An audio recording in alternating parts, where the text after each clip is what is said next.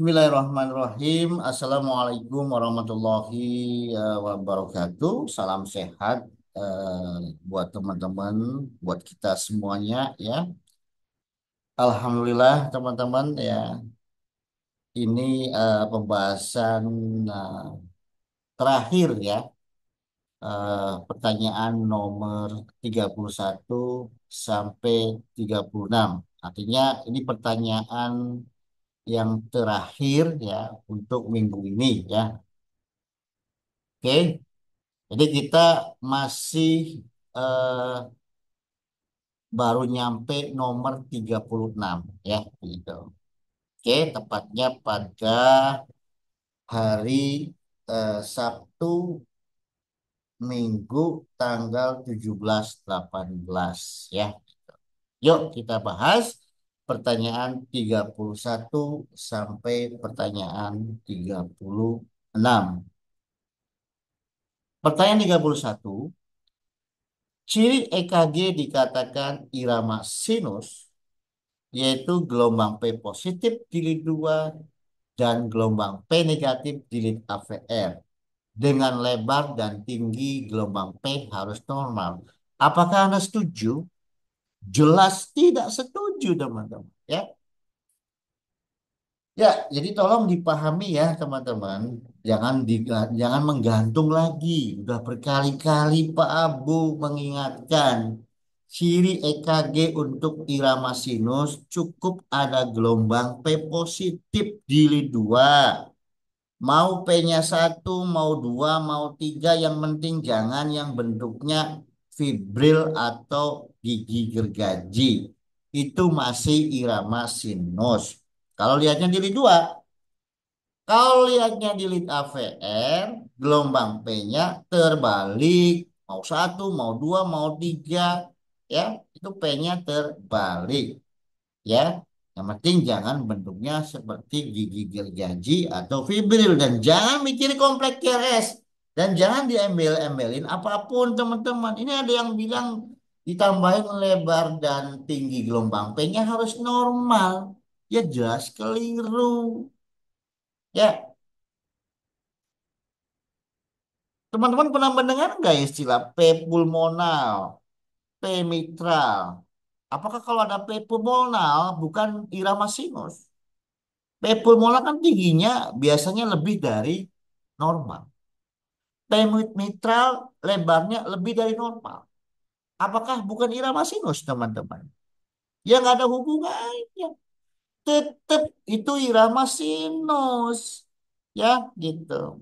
Tapi pada saat penjalan impuls di area kedua atrium, mungkin salah satu atrium mengalami masalah, mengalami enlargement, misalkan atrium kanan, maka terjadilah morfologi gelombang P-nya jadi tinggi atau lebih dari normal. Makanya jangan bilang harus normal, ya lebar tinggi. Bisa tinggi normal, bisa tidak, teman-teman. Ya, jelas ya. Jadi jawabannya tidak setuju, ya. Mungkin empat bulan yang lalu kalau nggak salah teman-teman mendapat pencerahan, ya kan. Babu lihat ya, apa namanya kok seperti ini gitu kan. Oke, nggak apa-apa ya, yang sudah ya sudah ya. Yuk kita ikuti yang benar biar kita kesananya enak belajarnya ya gitu. Oke, jangan hanya belajar EKG dasar. Teman-teman mau belajar EKG dasar berapa kali pun nggak mungkin bisa. Nanti kalau habis EKG dasar disuruh ikutan lagi kelas advance. Nggak ada kata advance atau expert di mata Pak Abu. Selama teman-teman tidak menguasai materi dasar tentang EKG-nya, ya nggak mungkin bisa baca EKG. Bisa advance atau expert, kemampuan analisis kita tergantung kita, teman-teman. Tergantung kita apanya? Ya tergantung kita berlatihnya berapa lama, berapa banyak kasus yang kita temui. Tapi syaratnya harus materinya lengkap dulu. Ya, begitu. Nanti kalau misalkan habis EKG dasar ikutan lagi advance, bayar lagi. Mending kalau gratis, bayar lah. Ya kan? Dia yang rugi teman-teman sendiri. Itu mah zaman baheula 20 tahun yang lalu. Di skat-skat seperti itu teman belajar EKG. Jangan kalau memang bisa satu kali pertemuan, ya, satu kali bayar, maksud Pak Bu, ya, mau 2 hari, 3 hari, mau berapa jam pun, pokoknya serius belajarnya cukup teman-teman. Setelah itu tinggal banyak berlatih saja. Kalau sudah menguasai materinya tapi nggak mau berlatih, ya lupa lagi. Iya enggak? Dijamin lupa lagi. Barang bisa tadinya eh, tajam tumpul lagi. Maka harus diasah dengan berlatih. Semakin banyak berlatih, semakin banyak kasus yang ditemui dan sering diskusi dengan tutornya, ya, insya Allah Anda bisa advance atau expert sendiri, teman-teman. Malah mungkin lebih dari Pak Abu. Dan Pak Abu bangga. Ya, begitu teman-teman. Jadi jangan sampai kita belum paham terus kita apa namanya eh, mengajar EKG. Jangan dulu ya teman-teman ya. Kalau belum siap, belum yakin ya, ayo apa yang belum siap ya gitu. Silakan tanyakan, diskusikan ya. Japri dengan Pak Abu. Yuk, kita samakan persepsi. Soalnya nanti kalau yang kalau sampai salah kita infonya, kasihan teman-teman kita, tambah sulit untuk berantas buta baca EKG ya gitu. Oke, teman-teman ya. Jadi kalau teman-teman salah di awal ya bingung selamanya ya. Begitu. Lanjut. Nomor 32. Diketahui gelombang P positif jilid 2, PR intervalnya 7 kotak kecil, berarti memanjang ya. Kompleks lebar, wow lebar, dan negatif. Divesa. Apakah masih dikatakan irama sinus? Jawabannya betul sekali B. Selama P-nya masih positif jilid 2, selama P-nya masih terbalik atau negatif di lead AVN, mau P-nya 1 maupun 2, tapi jangan berbentuk gigi gergaji atau fibril. Masih irama sinus, teman-teman. Nggak usah mikiri PR interval, nggak usah mikiri kompleks QRS mau lebar atau sempit. Bisa sempit, bisa lebar. Ya, jadi masih bisa dikatakan sinus. Oke, luar biasa jawabannya sudah betul semua ya. B. Lanjut, nomor 32. Sering kita membaca EKG maksudnya ya, disimpulkan hasil analisa EKG yaitu iramanya masih sinus atau iramanya sinus. Artinya apa? Betul sekali teman-teman. Kadang ada teman kita, sejawat kita, kadang-kadang menganalisa EKG dengan menyebut iramanya masih sinus atau irama sinus. Artinya belum tentu normal loh teman-teman ya. Artinya EKG yang dibaca ini sumber utama pacemakernya masih dari S anode, maka dikatakan iramanya sinus ya begitu. Jadi jawabannya ya teman-teman ya begitu. Oke. Kan ada istilah iramanya masih sinus. Kadang disebutin juga heart rate-nya sekian, ya nggak apa-apa. Tapi kalau kita sudah paham ya, kita nggak perlu apa namanya menyalahkan gitu. Tapi kita paham maksudnya.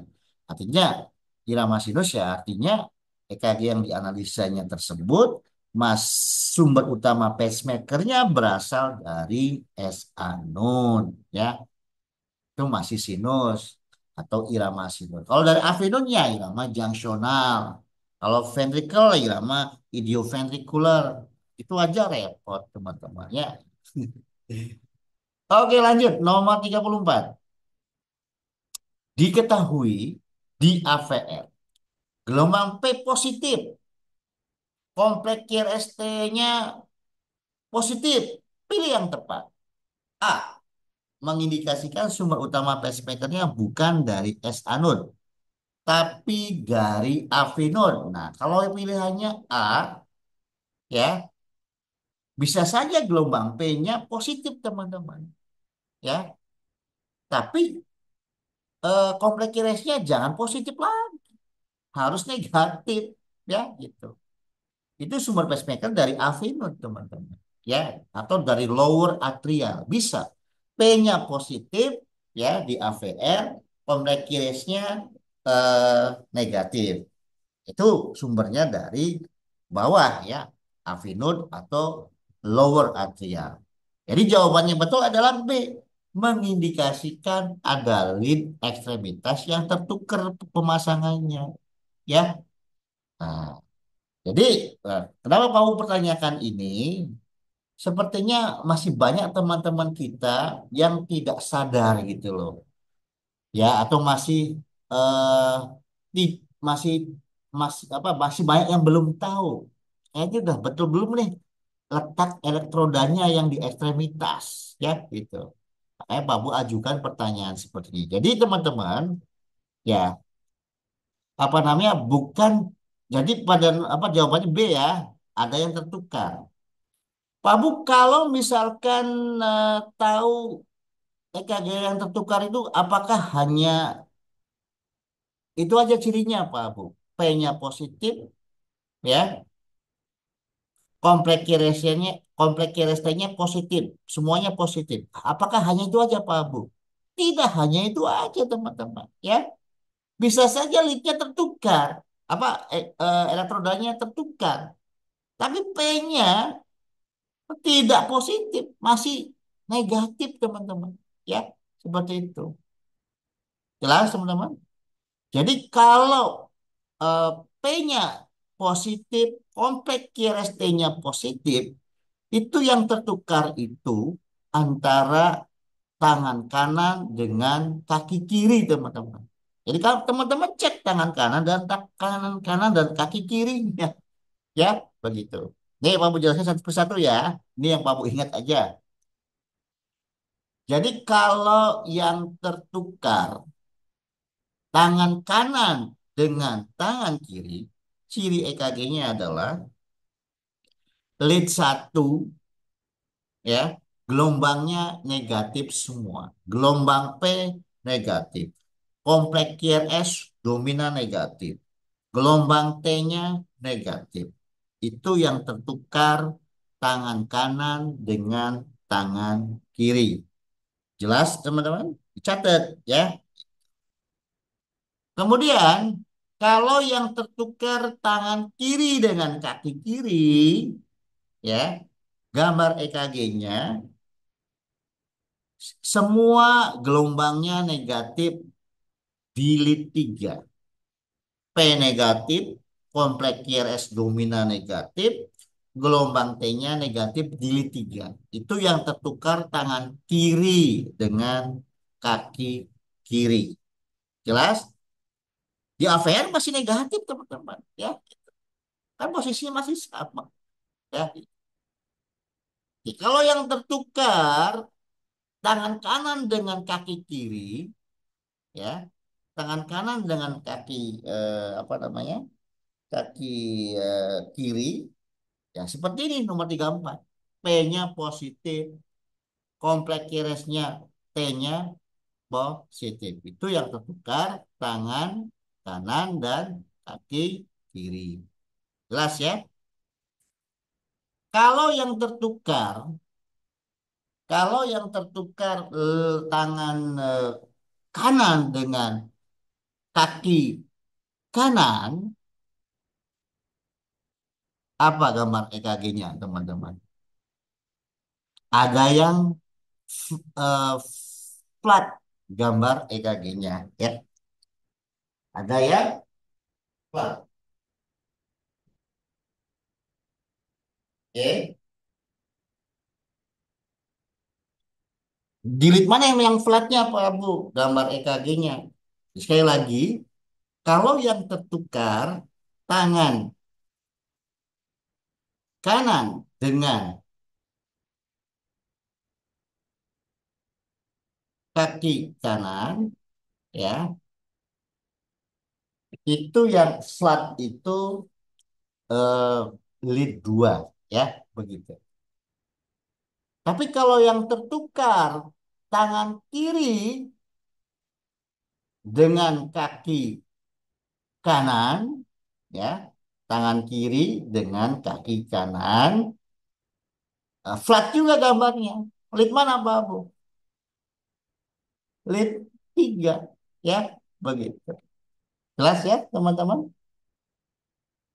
Nah, kalau tertukar dua-duanya gimana Pak Bu? Antara kedua tangan dengan kedua kaki. Lead satu yang mengalami flat, teman-teman. Jelas ya? Ya, tolong dicatat ya, teman-teman ya. Ini Pak Bu juga apa namanya nggak memperhatikan juga ya kan. Nah, tapi ya biasa kalau ada gambar yang aneh baru Pak Bu perhatikan rekaman EKG apa rekaman EKG-nya secara detail. Ini ada yang tertukar atau tidak gitu kan. Ini sekali lagi ya, kalau yang tertukar tangan kanan dengan tangan kiri, gambar EKG-nya seperti apa tadi? Lead satu eh, negatif semuanya ya gitu. Kalau yang tertukar tangan kanan dengan kaki kiri, maka gambar EKG-nya adalah lead 3 negatif semua ya gitu. P negatif, kompleks RS negatif, lead 3 negatif. Kalau yang tertukar tangan kanan dengan kaki kiri, maka di AVR gelombangnya positif semua. P-nya positif, kompleks QRST-nya positif. Itu yang tertukar tangan kanan dengan kaki kiri. Kalau yang tertukar tangan kanan dengan kaki kanan, ya gambarannya ada yang flat. Lead mana yang flat, Pak Bu? Lead mana yang flat? Yang flat adalah lead 2, ya. Kalau yang tertukar tangan kanan dengan tangan kiri dengan kaki kanan, ya, gambarannya juga flat yaitu lead 3 mengalami morfologi flat ya begitu. Kalau ketukar dua-duanya, kedua tangan dengan kedua kaki, maka yang flat adalah lead satu. Jelas? Tapi kalau yang tertukar kaki kiri dan kaki kanan ya tidak ada perubahan teman-teman. Ya, jelas ya? Oke, tolong dicatat nih teman-teman ya, walaupun sepele kadang-kadang perlu juga ya. Karena kalau kita apa namanya tahu ya kita jangan lanjutkan perekamannya. Pak Bu kalau yang di elektroda gimana Pak Bu? Kita tahu mengalami salah posisi atau tidak. Nah, salah satunya kan teman-teman pernah diajarkan pada EKG yang normal ya apa namanya gelombang R semakin ke V6 akan semakin mengalami peninggian, ya kan? Itu yang normal gitu loh. Begitupun juga gelombang S semakin ke V6 dari V1 akan semakin mengecil atau hilang, kan begitu, ya kan? Nah, misalkan tertukar nih, ya, kalau misalkan tertukar bisa saja R di V1 lebih kecil dari R, apa lebih besar daripada di V2. Bisa saja teman-teman, ya begitu. Jadi kalau misalkan teman-teman ragu ya sebaiknya dicek saja. Nah, kalau misalnya untuk posisi teman-teman itu kadang-kadang eh, tidak kelihatan teman-teman. Ya, coba teman-teman perhatikan deh. Banyak sekali teman-teman kita yang di UGD pasang yang di cas elektroda itu asal-asalan saya tapi gambarnya sama ya. Yang mana V1 posisinya benar ya. Maksudnya urutannya V1, V2, V3 padahal letaknya belum tentu tepat. Kok masih eh, eh, betul perekaman EKG-nya apa hasil rekamannya? Iya enggak? Karena kalau misalkan eh, letaknya bedanya nggak lebih dari 1,5 senti dari letak yang seharusnya tidak ada perubahan yang berarti teman-teman ya jadi nggak kelihatan oke. Nah, jadi yang masih bisa kelihatan di prekordial kalau tertukar kalau posisinya tepat atau tidak jika letaknya eh, tidak melebihi 1,5 sentimeter ya eh, biasanya tidak akan kelihatan dengan jelasnya gitu. Makanya tapi sebaiknya ya usahakan posisinya sesuai dengan posisi elektrodanya di mana, P1 di mana, P2 di mana dan seterusnya begitu ya. Itu aja ya teman-teman ya. Oke, semoga bermanfaat. Nah, sekarang nomor berikutnya yaitu nomor 35. Bagaimana cara memastikan adanya lead ekstremitas yang tertukar sehingga kita harus mengulang perekaman EKG-nya. Pilih lebih dari satu. Ya ini gelombang P kompleks LST semua negatif di lead 1 di lead 3. Betul ya, A, ya. Ini kalau satu negatif semua yang tertukar tangan kanan dengan tangan kiri ya. Kalau tiganya negatif semua, ya P-nya negatif, kompleks kiresnya dominan negatif, T-nya negatif yang tertukar tangan kiri dengan kaki kiri. Nah, yang B yang Indonesia Raya nih ya, disangkanya kalau P-nya eh, negatif di AVR, ya pasti betul, ya. Belum tentu teman-teman, ya. Gitu. Ya, kayak ini yang ketukar tangan kanan dengan tangan kiri ya, AVR masih negatif teman-teman, ya. Gitu. Oke. Jadi yang jelas positif kalau yang tertukar itu tangan kanan dengan kaki kiri ya itu P-nya positif semua. Gelombangnya positif semua di lead AVR. P positif, kompleks QRS positif, P-nya positif ya. Itu di lead yang tertukar tangan kanan dengan kaki kiri ya. Lead 2 atau lead 3-nya flat. Nah, ini jelas tertukar juga ya. Kalau duanya flat berarti yang tertukar itu ya tangan kanan dengan kaki kanan. Kalau yang litiganya flat, ya, yang tertukar yaitu tangan kiri dengan kaki kanan, ya. Kalau tertukar dua-duanya, tangan kanan, kedua tangan dan kedua kaki tertukar, lead satu flat, ya, begitu. Kalau yang tertukar kaki kanan dan kaki kiri ya nggak ada perubahan, teman-teman, ya, begitu. Oke ya, teman-teman, cukup untuk eh, pembahasan minggu ini ya semoga bermanfaat ya seperti biasa Pak Abu mengingatkan selalu bahwa belajar EKG sebenarnya tidak sesulit yang Anda bayangkan yang masih merasa sulit artinya masih belum move on masih mengikuti cara lama sistem belajarnya ya gitu. Maka sampai kapanpun yang seperti ini ya tetap aja nggak akan tuntas-tuntas EKG-nya. Padahal Pak Bu sudah mengingatkan bahwa yang namanya ilmu EKG itu tidak selebar daun kelor. Ya, jadi teman-teman kalau sudah menguasai materi dasar tentang EKG bukan berarti selesai teman-teman. Itu masih bisa dikembangkan lagi. Ya, silakan dikembangkan lagi. Jadi nggak mentok sampai di situ. Jelas? Gimana mau tuntas tas-tas kalau teman-teman materinya nggak lengkap atau nggak menguasai materi dasar tentang EKG. Ya, insya Allah mudah ya kalau teman-teman mau fokus, mau sungguh-sungguh, tidak main-main belajarnya. Ya, silakan yang mau gabung ya tinggal eh, japri Pak Abu saja. Nanti Pak Abu kasih pilihan pilih yang mana kelas yang cocok buat teman-teman. Mau kelas Zoom, go. Mau kelas private juga boleh. Mau bikin sendiri juga boleh ya. Tapi ingat jangan main-main belajar. Oke? Pak Abu akhiri wabillahi taufiq wal hidayah. Wassalamualaikum warahmatullahi wabarakatuh. Terima kasih. Sampai ketemu Sabtu depan atau Minggu depan tanggal 24 25. See you.